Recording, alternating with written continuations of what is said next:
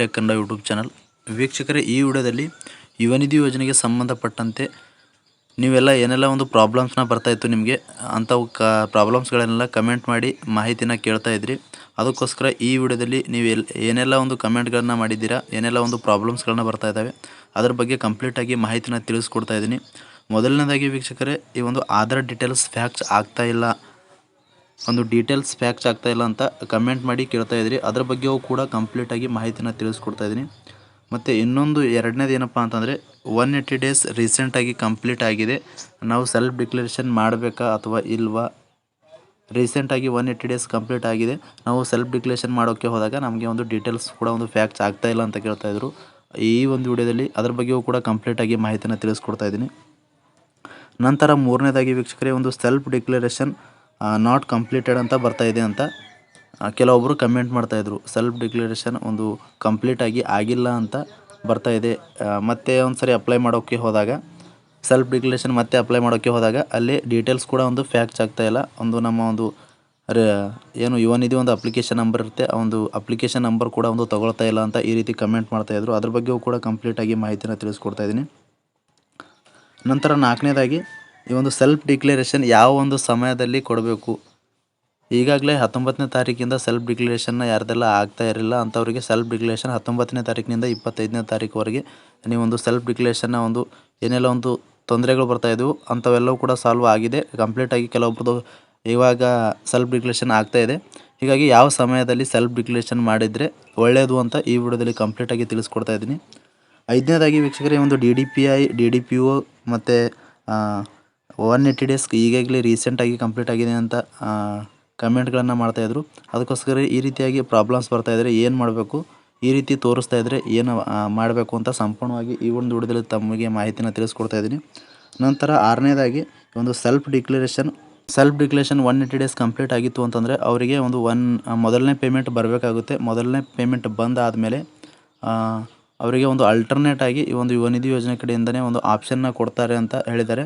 ಹೀಗಾಗಿ self declaration ಇವಾಗ ನಾವು ಮಾಡಬೇಕಾ ಮಾಡಬಾರ್ದಾ ಈ ಒಂದು ಮೇ ಮಂತಲ್ಲಿ ಅಂತ ಕೇಳ್ತಾಯಿದ್ರು. ಅದ್ರ ಬಗ್ಗೆಯೂ ಕೂಡ ಕಂಪ್ಲೀಟಾಗಿ ಮಾಹಿತಿನ ತಿಳಿಸ್ಕೊಡ್ತಾ ಇದ್ದೀನಿ. ನಂತರ ಕೆಲವೊಬ್ಬರು ಕಮೆಂಟ್ ಮಾಡ್ತಾಯಿದ್ರು, you are not eligible as per UCMS, you are pursuing higher studies ಅಂತ ಈ ರೀತಿಯಾಗಿ ಬರ್ತಾಯಿದೆ ಅಂತ ಕಮೆಂಟ್ ಮಾಡ್ತಾಯಿದ್ರು. ಪ್ರಾಬ್ಲಮ್ಗಳನ್ನು ಕಮೆಂಟ್ ಮಾಡಿ ಕೇಳ್ತಾಯಿದ್ರಿ. ಅದಕ್ಕೋಸ್ಕರ ಈ ವಿಡಿಯೋದಲ್ಲಿ 7 ಪ್ರಾಬ್ಲಮ್ಸ್ಗಳ ಬಗ್ಗೆ ಈ ಯುವ ನಿಧಿ ಯೋಜನೆ ಕಡೆಯಿಂದ ಅಥವಾ ಒಂದು ಡಿಪಾರ್ಟ್ಮೆಂಟ್ ಕಡೆಯಿಂದನೇ ಬಂದಿರುವಂಥ ಮಾಹಿತಿ ಪ್ರಕಾರ ತಮಗೆ ಮಾಹಿತಿನ ತಿಳಿಸ್ಕೊಡ್ತಾ ಇದ್ದೀನಿ. ಅದಕ್ಕೂ ಮುಂಚೆ ಇನ್ನೂ ಯಾರು ವಿಡಿಯೋಗೆ ಲೈಕ್ ಮಾಡಿಲ್ಲ, ದಯವಿಟ್ಟು ಈ ಒಂದು ವಿಡಿಯೋ ಇನ್ಫಾರ್ಮೇಟಿವ್ ಆಗಿರುವಂಥದ್ದು, ಬಹಳ ಉಪಯುಕ್ತವಾಗಿರುವಂಥದ್ದು, ವಿಡಿಯೋಗೆ ಲೈಕ್ ಮಾಡಿ.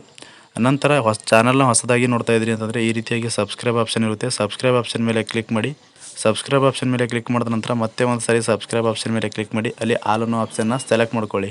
ಈ ರೀತಿ ಮಾಡೋದ್ರಿಂದ ಮುಂದೆ ನಾವು ಯಾವುದೇ ರೀತಿಯಾಗಿರ್ತಕ್ಕಂಥ ಹೊಸ ಮಾಹಿತಿಗಳು, ವಿಡಿಯೋಗಳು ನಮ್ಮ ಒಂದು ಯೂಟ್ಯೂಬ್ ಚಾನಲ್ ಮೇಲೆ ಅಪ್ಲೋಡ್ ಮಾಡಿದರೆ ನಿಮಗೆ ಮೊದಲಿಗೆ ನೋಟಿಫಿಕೇಷನ್ ಬರುತ್ತೆ. ನೋಟಿಫಿಕೇಷನ್ ಕ್ಲಿಕ್ ಮಾಡೋ ಮುಖಾಂತರವಾಗಿ ಹೊಸ ಮಾಹಿತಿಗಳನ್ನು ನೀವು ಮೊದಲು ಪಡೆದುಕೊಳ್ಬೋದು ಅಂತ ಹೇಳ್ತಾ ಬನ್ನಿ ವೀಕ್ಷಕರೇ, ವಿಡಿಯೋನ ಶುರು ಮಾಡೋಣ. ವೀಕ್ಷಕರೇ, ಆರಂಭದಲ್ಲಿ ತಿಳಿಸಿದ ಹಾಗೆ ಯಾರದೆಲ್ಲ ಒಂದು ಆಧಾರ್ ಡೀಟೇಲ್ಸ್ ಫ್ಯಾಕ್ಟ್ಸ್ ಆಗ್ತಾ ಇರಲಿಲ್ಲ, ಆಧಾರ್ ಡೀಟೇಲ್ಸ್ನ ಬರ್ತಾ ಇರಲಿಲ್ಲ, ಮತ್ತು ರೀಸೆಂಟಾಗಿ 180 ಡೇಸ್ ಕಂಪ್ಲೀಟ್ ಆಗಿದೆ ಅಂತಂದರೆ ಅಂಥವರಿಗೆ ಡೀಟೇಲ್ಸ್ ಕೂಡ ಒಂದು ಫ್ಯಾಕ್ಟ್ಸ್ ಆಗ್ತಾ ಇರಲಿಲ್ಲ. ಹೀಗಾಗಿ ಆಧಾರ್ ಡೀಟೇಲ್ಸ್ ಫ್ಯಾಕ್ಟ್ಸ್ ಆಗ್ತಾಯಿಲ್ಲ ಮತ್ತು 180 ಡೇಸ್ ರೀಸೆಂಟಾಗಿ ಕಂಪ್ಲೀಟ್ ಆಗಿದೆ ಅಂತ ಬರ್ತಾ ಇದೆ ಅಂತ ಈ ರೀತಿಯಾಗಿ ಕಮೆಂಟ್ ಮಾಡ್ತಾಯಿದ್ರು. ಈ ರೀತಿ ಬರ್ತಾಯಿದ್ರೆ ಏನು ಮಾಡಬೇಕು ಅಂತಂದರೆ, ವೀಕ್ಷಕರೇ, ಆಧಾರ್ ಡೀಟೇಲ್ಸ್ ಫ್ಯಾಕ್ಟ್ಸ್ ಆಗ್ತಾ ಇಲ್ಲ ಅಂತಂದರೆ ನಿಮ್ಮದು ರೀಸೆಂಟಾಗಿ 180 ಡೇಸ್ ಕಂಪ್ಲೀಟ್ ಆಗಿತ್ತು ಅಂತಂದರೆ ನಿಮಗೆ ಒಂದು ಆಧಾರ್ ಡೀಟೇಲ್ಸ್ ಕೂಡ ಒಂದು ಫ್ಯಾಕ್ಟ್ಸ್ ಆಗೋದಿಲ್ಲ ಮತ್ತು ಸೆಲ್ಫ್ ಡಿಕ್ಲರೇಷನ್ ಕೂಡ ಒಂದು ಅಪ್ಲಿಕೇಶನ್ನ ಹಾಕೋಕ್ಕೆ ಹೋದಾಗ ಅವಾಗ ನಿಮಗೆ ಸೆಲ್ಫ್ ಡಿಕ್ಲರೇಷನ್ ಕೂಡ ಒಂದು ಕಂಪ್ಲೀಟ್ ಆಗೋದಿಲ್ಲ.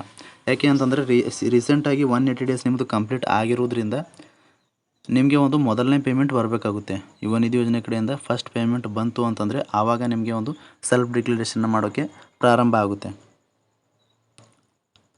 ನೀವು 180 ಡೇಸ್ ರೀಸೆಂಟಾಗಿ ಕಂಪ್ಲೀಟ್ ಆಗಿತ್ತು ಅಂತಂದರೆ ನೀವು ವೇಟ್ ಮಾಡಬೇಕಾಗುತ್ತೆ. ಯುವ ನಿಧಿ ಯೋಜನೆ ಕಡೆಯಿಂದ ನಿಮಗೆ ಒಂದು ಪೇಮೆಂಟ್ ಬರುವವರೆಗೂ ವೇಟ್ ಮಾಡಬೇಕಾಗುತ್ತೆ. ಹಾಗಾದರೆ ನಿಮಗೆ ಒಂದು ಪೇಮೆಂಟ್ ಯಾವಾಗ ಬರುತ್ತೆ ಅಂತ ಕೇಳ್ತಾಯಿದ್ರು. ಇವಾಗ ರೀಸೆಂಟಾಗಿ ಒಂದು 180 ಡೇಸ್ ಕಂಪ್ಲೀಟ್ ಆಗಿತ್ತು ಅಂತಂದರೆ ಮೇ ತಿಂಗಳ ನಿಮಗೆ ಒಂದು ಫಸ್ಟ್ ಪೇಮೆಂಟ್ ಬರುತ್ತೆ. ಯುವ ನಿಧಿ ಯೋಜನೆ ಕಡೆಯಿಂದ ಮೇ ತಿಂಗಳ ಒಂದು ಫಸ್ಟ್ ಪೇಮೆಂಟ್ ಬಂತು ಅಂತಂದರೆ ಆವಾಗ ನೀವು ಮುಂದೆ ನಿಮಗೆ ಒಂದು ಅಲ್ಟರ್ನೇಟ್ ಆಗಿ ಒಂದು ಸೆಲ್ಫ್ ಡಿಕ್ಲರೇಷನ್ ಮಾಡೋಕ್ಕೆ ಕೂಡ ಒಂದು ಅಲ್ಟರ್ನೇಟ್ ಆಗಿ ಆಪ್ಷನ್ನ ಕೊಡ್ತಾರೆ ಅಂತ ಯುವ ನಿಧಿ ಯೋಜನೆ ಕಡೆಯಿಂದನೇ ಒಂದು ಮಾಹಿತಿನ ಬಂದಿರುವಂಥದ್ದು. ಆ ಒಂದು ಅಪ್ಡೇಟ್ನೇ ತಮಗೆ ತಿಳಿಸ್ಕೊಡ್ತಾ ಇದ್ದೀನಿ. ಈ ಒಂದು 2 ಡೌಟ್ ಕೂಡ ನಿಮಗೆ ಕ್ಲಿಯರ್ ಆಗಿದೆ ಅನ್ಕೊತೀನಿ. ನಂತರ ಮೂರನೇದಾಗಿ ಈ ಒಂದು ಸೆಲ್ಫ್ ಡಿಕ್ಲೇಷನ್ ನಾಟ್ ಕಂಪ್ಲೀಟೆಡ್ ಅಂತ ಬರ್ತಾಯಿದೆ ಅಂತ ಹೇಳ್ತಾಯಿದ್ರು, ಮತ್ತು ಸೆಲ್ಫ್ ಡಿಕ್ಲೇಷನ್ ಆಗಿಲ್ಲ ಅಂತ ಕಮೆಂಟ್ ಮಾಡ್ತಾಯಿದ್ರು. ಅದಕ್ಕೋಸ್ಕರ ಯಾರೆಲ್ಲ ಒಂದು ಸೆಲ್ಫ್ ಡಿಕ್ಲೇಷನ್ನ ಕಂಪ್ಲೀಟಾಗಿ ಮಾಡಿದ್ದೀರಿ ಅಂಥವ್ರದ್ದು ಯಾಕೆ ಒಂದು ನಾಟ್ ಕಂಪ್ಲೀಟೆಡ್ ಬರ್ತಾಯಿದೆ ಅಂತ ನೋಡೋದಾದರೆ, ನೀವು ಸೆಲ್ಫ್ ಡಿಕ್ಲೇಷನ್ನ ಸಬ್ಮಿಟ್ ಮಾಡೋಕ್ಕೆ ಹೋದಾಗ ಸೆಲ್ಫ್ ಡಿಕ್ಲೇಷನ್ ಒಂದು ಸಾರಿ ಮತ್ತು ಸಬ್ಮಿಟ್ ಅನ್ನೋ ಆಪ್ಷನ್ನ ಕ್ಲಿಕ್ ಮಾಡಿರ್ತೀರ. ನೆಕ್ಸ್ಟ್ ಆಪ್ಷನ್ ಸಬ್ಮಿಟ್ ಆಪ್ಷನ್ ಮೇಲೆ ಕ್ಲಿಕ್ ಮಾಡಿದ ನಂತರ ಮತ್ತೆ ಒಂದು ಸಾರಿ ಪ್ರಿವ್ಯೂನ ನಿಮಗೆ ಒಂದು ತೋರಿಸುತ್ತೆ. ಪ್ರಿವ್ಯೂ ಆಪ್ಷನ್ ತೋರಿಸಿದ ಮೇಲೆ ಮತ್ತೆ ಒಂದು ಸಾರಿ ಸಬ್ಮಿಟ್ ಅನ್ನೋ ಆಪ್ಷನ್ನ ಕ್ಲಿಕ್ ಮಾಡಬೇಕಾಗುತ್ತೆ. ನೀವು ಸೆಲ್ಫ್ ಡಿಕ್ಲೇಷನ್ ಮಾಡುವಾಗ ಮೊದಲನೇ ಬಾರಿ ಒಂದು ಸೆಲ್ಫ್ ಡಿಕ್ಲೇಷನ್ ಸಬ್ಮಿಟ್ ಆಪ್ಷನ್ ಮೇಲೆ ಕ್ಲಿಕ್ ಮಾಡಿದ್ದು ಅಷ್ಟಕ್ಕೆ ಬಿಟ್ಟಿದ್ದರೆ ನಿಮ್ಮ ಒಂದು ಸೆಲ್ಫ್ ಡಿಕ್ಲೇಷನ್ ಕಂಪ್ಲೀಟಾಗಿ ಆಗೋದಿಲ್ಲ ವೀಕ್ಷಕರೇ. ಹೀಗಾಗಿ ಮತ್ತೆ ಒಂದು ಸಾರಿ ಪ್ರಿವ್ಯೂ ತೋರಿಸ್ತಾ ಇದೆ, ನಿಮ್ಮ ಒಂದು ಎಲ್ಲ ಡೀಟೇಲ್ಸ್ ಕೂಡ ಕರೆಕ್ಟ್ ಆಗಿದ್ದೇನಿಲ್ಲ ಅಂತ ಒಂದು ಸಾರಿ ಪ್ರಿವ್ಯೂನಲ್ಲಿ ಚೆಕ್ ಮಾಡಿಕೊಂಡು ಮತ್ತೆ ಒಂದು ಸಾರಿ ಸಬ್ಮಿಟ್ ಆಪ್ಷನ್ ಎರಡು ಬಾರಿ ಒಂದು ಸೆಲ್ಫ್ ಡಿಕ್ಲೇಷನ್ ಮಾಡುವಾಗ 2 ಬಾರಿ ಸಬ್ಮಿಟ್ ಆಪ್ಷನ್ ಮೇಲೆ ಕ್ಲಿಕ್ ಮಾಡಬೇಕಾಗುತ್ತೆ. ಆವಾಗ ನಿಮ್ಮ ಒಂದು ಸೆಲ್ಫ್ ಡಿಕ್ಲೇಷನ್ ಕಂಪ್ಲೀಟಾಗಿ ಅಪ್ಲೈ ಆಗುತ್ತೆ.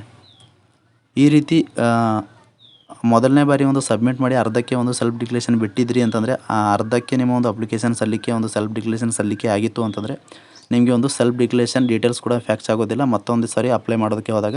ಹೀಗಾಗಿ ಅಂಥವರು ನಿಮಗೆ ಒಂದು 3 ದಿನಗಳ ಒಂದು ಟೈಮಿಂಗ್ ಇರುತ್ತೆ. 3 ದಿನ ಆದ ನಂತರ ಮತ್ತೆ ನೀವು ಸೆಲ್ಫ್ ಡಿಕ್ಲೇಷನ್ಗೆ ಅಪ್ಲೈ ಮಾಡ್ಬೋದು. ಇದು 3ನೇ ಒಂದು ಅಪ್ಡೇಟ್ ಆಯಿತು ವೀಕ್ಷಕರೇ. ನಂತರ ಮತ್ತು ಕೆಲವೊಂದಿಷ್ಟು ಜನರು ಸೆಲ್ಫ್ ಡಿಕ್ಲೇಷನ್ ಯಾವ ಒಂದು ಸಮಯದಲ್ಲಿ ಸೆಲ್ಫ್ ಡಿಕ್ಲೇಷನ್ನ ಕೊಡಬೇಕು ಅಂತ ಕೇಳ್ತಾಯಿದ್ರು. ಬೆಳಗ್ಗೆ 7ರಿಂದ 10 ಗಂಟೆ ಒಳಗಾಗಿ ಸೆಲ್ಫ್ ಡಿಕ್ಲೇಷನ್ನ ನೀವು ಕೊಡ್ಬೋದು. ಆವಾಗ ಒಂದು ಸೆಲ್ಫ್ ಡಿಕ್ಲೇಷನ್ ಭಾಳಷ್ಟು ಜನರು ಆಗ್ತಾಯಿದೆ ಅಂತ ಕಮೆಂಟ್ ಮಾಡ್ತಾಯಿದ್ರು. ಮತ್ತು ಸಂಜೆ 7ರಿಂದ 9 ಗಂಟೆವರೆಗೂ ಕೂಡ ಒಂದು ಸೆಲ್ಫ್ ಡಿಕ್ಲೇಷನ್ನ ಕಂಪ್ಲೀಟಾಗಿ ಆಗ್ತಾಯಿದೆ ಅಂತ ಕಮೆಂಟ್ಗಳನ್ನು ಮಾಡ್ತಾಯಿದ್ರು. ಆ ಒಂದು ಸಮಯದಲ್ಲಿ ನೀವು ಕೂಡ ಸೆಲ್ಫ್ ಡಿಕ್ಲೇಷನ್ನ ಅಪ್ಲೈ ಮಾಡಿ. ನಂತರ ವೀಕ್ಷಕರೇ, ಈ ಒಂದು DDPI DDPO ಪೆಂಡಿಂಗ್ ಮತ್ತು ಇಲ್ಲಿ ಸ್ಕ್ರೀನ್ ಮೇಲೆ ಕೂಡ ನೀವು ನೋಡ್ಕೋಬೋದು. You are not eligible as per UUCMS, you are pursuing higher studies ಅಂತ ಈ ರೀತಿಯಾಗಿ ಪ್ರಾಬ್ಲಮ್ನ ಬರ್ತಾಯಿದೆ, ಈ ರೀತಿಯಾಗಿ ಸ್ಟೇಟಸಲ್ಲಿ ತೋರಿಸ್ತಾ ಇದೆ ಅಂತ ಕಮೆಂಟ್ ಮಾಡ್ತಾಯಿದ್ರು. ಈ ರೀತಿಯಾಗಿ ತೋರಿಸ್ತಾ ಇತ್ತು ಅಂತಂದರೆ ನಿಮ್ಮದು ಯಾವುದೇ ರೀತಿಯಾಗಿರ್ತಕ್ಕಂಥ ಒಂದು ಹೈಯರ್ ಸ್ಟಡಿನೂ ಮಾಡ್ತಾಯಿಲ್ಲ, ಮತ್ತು ಕರೆಂಟಾಗಿ ಒಂದು ಯಾವುದೇ ರೀತಿಯಾಗಿ ವಿದ್ಯಾಭ್ಯಾಸನೂ ಕೂಡ ಒಂದು ಮಾಡ್ತಾಯಿಲ್ಲ ಅಂತಂದರೆ ಈ ರೀತಿಯಾಗಿ ತಾಂತ್ರಿಕ ಸಮಸ್ಯೆಯಿಂದ ಬರ್ತಾಯಿದೆ. ಈ ರೀತಿ ಬರ್ತಾಯಿದ್ರೆ ನಿಮಗೆ ಯಾವುದೂ ಕೂಡ ಒಂದು ಹೈಯರ್ ಸ್ಟಡಿನೂ ಮಾಡ್ತಾಯಿಲ್ಲ ಅಂತಂದರೆ ಇದು ತಾಂತ್ರಿಕ ಸಮಸ್ಯೆಯಿಂದ ಬರ್ತಾಯಿದೆ ಅಂತ ಯುವ ನಿಧಿ ಯೋಜನೆ ಕಡೆಯಿಂದನೇ ಬಂದಿರುವಂಥ ಅಪ್ಡೇಟು. ಈ ರೀತಿ ಬರ್ತಾಯಿದ್ರೆ ರೀಸೆಂಟಾಗಿ ಅಂತಂದರೆ ಅಪ್ಡೇಟ್ ಆಗುತ್ತೆ, ವೆಯ್ಟ್ ಮಾಡಿ ಅಂತ ಯುವ ನಿಧಿ ಯೋಜನೆ ಕಡೆಯಿಂದ ಬಂದಿರುವಂಥ ಮಾಹಿತಿನ ತಮಗೆ ತಿಳಿಸ್ಕೊಡ್ತಾ ಇದ್ದೀನಿ. ಈ ರೀತಿ ಬಂದರೆ ಯಾರೂ ಕೂಡ ಒಂದು ಗಾಬರಿ ಪಡ್ಕೊಳ್ಳೋ ಅವಶ್ಯಕತೆ ಇಲ್ಲ. ಅಪ್ಡೇಟ್ ಆಗುತ್ತೆ, ತಾಂತ್ರಿಕ ಸಮಸ್ಯೆಯಿಂದ ಈ ರೀತಿ ಆಗಿದೆ ಅಂತ ಮಾಹಿತಿ ಬಂದಿದೆ. ನಂತರ ವೀಕ್ಷಕರು, ಈ ಒಂದು ಸೆಲ್ಫ್ ಡಿಕ್ಲೇಷನ್ 180 ಡೇಸ್ ಕಂಪ್ಲೀಟ್ ಆಗಿ ಫಸ್ಟ್ ಪೇಮೆಂಟ್ ಬಂದ ಮೇಲೆ ನಿಮಗೆ ಒಂದು ನಾವು ಯಾವಾಗ ಸೆಲ್ಫ್ ಡಿಕ್ಲೇಷನ್ನ ಕಂಪ್ಲೀಟ್ ಮಾಡಬೇಕು ಅಂತ ಕೇಳ್ತಾಯಿದ್ರು. ರೀಸೆಂಟಾಗಿ ಕಂಪ್ಲೀಟಾಗಿ 180 ಡೇಸ್ ಕಂಪ್ಲೀಟಾಗಿ ಫಸ್ಟ್ ಪೇಮೆಂಟ್ನ ತೆಗೆದುಕೊಂಡಿದ್ರಿ ಅಂತಂದರೆ ನಿಮಗೆ ಅಲ್ಟರ್ನೇಟಾಗಿ ಒಂದು ಸೆಲ್ಫ್ ಡಿಕ್ಲೇಷನ್ ಮಾಡೋಕ್ಕೆ ಒಂದು ಆಪ್ಷನ್ನ ಕೊಡ್ತಾರೆ ಅಂತ ಯುವ ನಿಧಿ ಯೋಜನೆ ಕಡೆಯಿಂದನೇ ಮಾಹಿತಿನ ಬಂದಿದೆ. ಆ ಒಂದು ಅಪ್ಡೇಟ್ನ ತಮಗೆ ತಿಳಿಸ್ಕೊಟ್ಟಿದ್ದೀನಿ. ಇಷ್ಟು ಒಂದು ಯುವ ನಿಧಿ ಯೋಜನೆ ಕಡೆಗೆ ನೀವು ಕೇಳಿರುವಂಥ ಕಮೆಂಟ್ಗಳಿಗೆ ಈ ಒಂದು ವಿಡಿಯೋದಲ್ಲಿ ಆದಷ್ಟು ಕ್ಲಿಯರಾಗಿ ತಮಗೆ ತಿಳಿಸೋದಕ್ಕೆ ಪ್ರಯತ್ನ ಮಾಡಿದ್ದೀನಿ. ಮತ್ತು ಏನಾದರೂ ತಮಗೆ ಡೌಟ್ಸ್ ಇದ್ದರೂ ಕೂಡ ಕಮೆಂಟ್ ಬಾಕ್ಸಲ್ಲಿ ಕಮೆಂಟ್ ಮಾಡಿ. ಅಂತಹ ಕಮೆಂಟ್ಗಳಿಗೆ ನಾನು ಆದಷ್ಟು ರಿಪ್ಲೈ ಮಾಡೋದಕ್ಕೆ ಪ್ರಯತ್ನ ಮಾಡ್ತೀನಿ. ಮತ್ತು ಏನಾದರೂ ನಿಮಗೆ ಡೌಟ್ಸ್ ಇದ್ದರೂ ಕೂಡ ಕಮೆಂಟ್ ಬಾಕ್ಸಲ್ಲಿ ಮತ್ತು ವಿವರವಾಗಿ ತಮ್ಮ ಮಾಹಿತಿಯನ್ನು ಕೂಡ ಒಂದು ನಮಗೆ ತಿಳಿಸಿ ಅಂತ ಹೇಳ್ತಾ, ಫ್ರಮ್ ಬಿಗಿನಿಂಗಿಂದ ಎಂಡ್ವರೆಗೂ ವಿಡಿಯೋ ನೋಡಿದ್ದಕ್ಕಾಗಿ ತಮ್ಮೆಲ್ಲರಿಗೂ ಹೃದಯಪೂರ್ವಕ ಧನ್ಯವಾದಗಳು ಸ್ನೇಹಿತರೆ. ಮತ್ತೆ ಹೊಸ ಮಾಹಿತಿಯೊಂದಿಗೆ ಭೇಟಿ ಆಗ್ತಿರೋಣ. ಅಲ್ಲಿವರೆಗೂ ನಮಸ್ಕಾರ.